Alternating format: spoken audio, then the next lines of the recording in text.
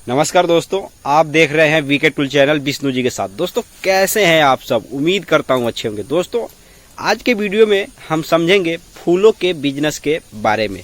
दोस्तों आप फूलों का बिजनेस किस तरह से कर सकते हैं उसके बारे में हम आपको बताएंगे और पूरी जानकारी देने का प्रयास करेंगे। तो दोस्तों वीडियो को पूरा लास्ट तक देखिएगा और वीडियो अच्छा लगे तो वीडियो को लाइक कीजिएगा। अगर आप चैनल पे पहली बार आए हैं तो चैनल को सब्सक्राइब करके नोटिफिकेशन पर क्लिक कीजिएगा। तो चलिए दोस्तों आज का वीडियो शुरू करते हैं। दोस्तों सबसे पहले हम बात करते हैं फूलों के प्रकार। अगर बिजनेस करना है तो किस तरह से उसका बिजनेस किया जा सकता है, मतलब कितने प्रकार का उसका बिजनेस हो सकता है। तो दोस्तों सबसे आम बात है जो नेचुरली है वो, अगर फूलों का बिजनेस देखा जाए अभी के टाइम में तो दो तरह का बिजनेस होता है।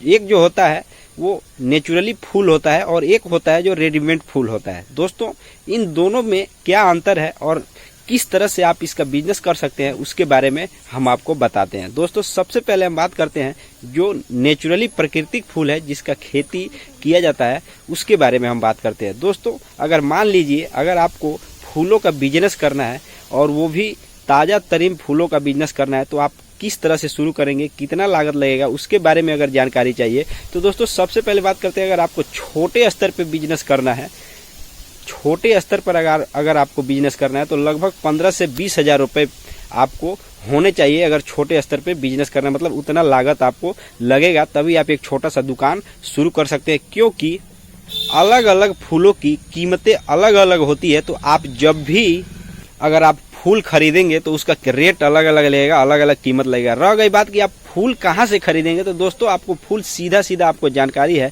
कि या तो माली के पास मिलेगा या फ्लावर एजेंट के पास मिलेगा। जो फूल बेचने का डीलर है उनसे कांटेक्ट करके आप रेगुलर रोजाना फूल मंगा सकते हैं। अन्यथा अगर आप किसी माली से संपर्क कर सकते हैं तो वहां से भी आप फूल खरीद सकते हैं, मतलब फूलों की बगीचा से भी आप खरीद सकते हैं फूल। दोस्तों इसका बिजनेस तो मैंने आपको बजट बता दिया और कहां से खरीदना है इसके बारे में आपको बता दिया। लेकिन दोस्तों अगर मान लीजिए इसको आपको बड़े स्तर पे शुरू करना है तो खरीदना तो वहीं से है, लेकिन बड़े स्तर पर कितना लागत लगेगा उसके बारे में हम जानते हैं। दोस्तों बड़े स्तर पे अगर शोरूम की तरह उस बिजनेस को करना है, जो ताज़ा तरीन फूलें होती है, जो नेचुरल फूलें होती है, तो दोस्तों उसमें आपको लगभग 1 से 5 लाख रुपए की आवश्यकता होती है। मतलब बड़े स्तर पे एक छोटा सा ही शोरूम खोलना है तो 1 से 5 लाख रुपए की आवश्यकता होती है। उसकी सजावट, शोरूम की भी सजावट की जरूरत होती है, तब जाके उसमें से आपको एक अच्छा देखने में अच्छा लगेगा, तभी आपके पास कस्टमर जाएंगे और आपसे फूल खरीदेंगे। दोस्तों इसमें एक बात और होती है कि इसको मान लीजिए अगर आप फूल खरीदते भी हैं तो आप इसको बेचेंगे कहाँ। सबसे बड़ी बात तो ये है कि इसको आप कहाँ बेच सकते हैं।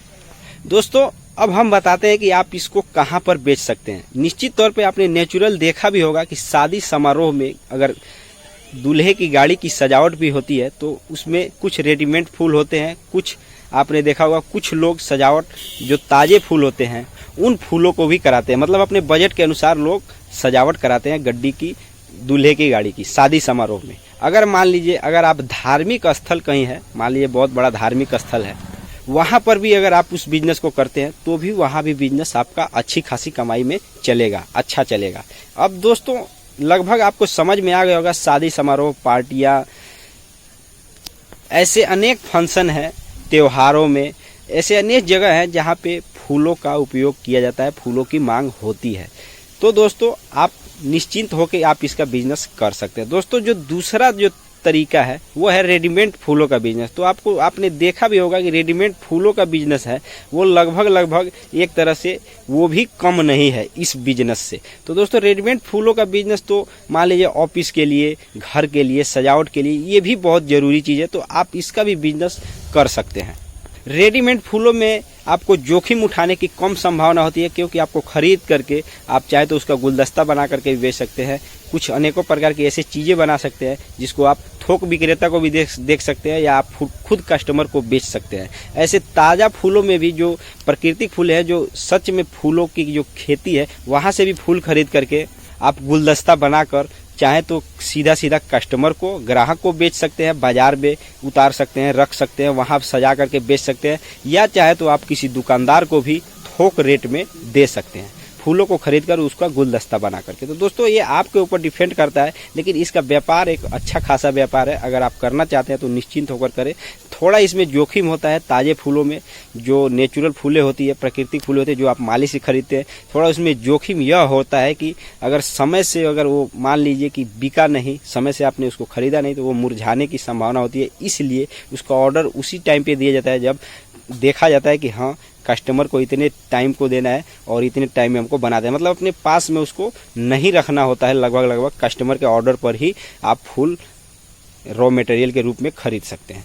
तो दोस्तों इस हिसाब से अगर आप बिजनेस करते हैं तो सोच समझ कर करें, और अन्यथा रेडीमेड में तो मान लीजिए लगभग उसमें जोखिम की बहुत कम संभावना होती है। रेडीमेड फूलों के बिजनेस में उसका भी बिजनेस एक अच्छा खासा बिजनेस है, उसमें भी लागत ठीक ही ठाक लगेगा। 15-20 हज़ार में अगर आप शुरू करते हैं तो भी आप उसमें अच्छी खासी कमाई कर सकते हैं। और लगभग दोस्तों अगर आपका रेगुलर अगर चल रहा है दुकान तो निश्चित तौर पे 1000 रुपये से ज़्यादा की ही कमाई कर सकते हैं, अगर अच्छे खासे जगह पे आपने दुकान किया है तो। और अच्छे खासे जगह में एक तरह से देखा जाए तो धार्मिक स्थल जो बताया जाता है कि धार्मिक स्थल जो होता है वह फूलों का मतलब एक तरह से देखा जाए तो वहाँ पर फूल ज़्यादा बिकता है।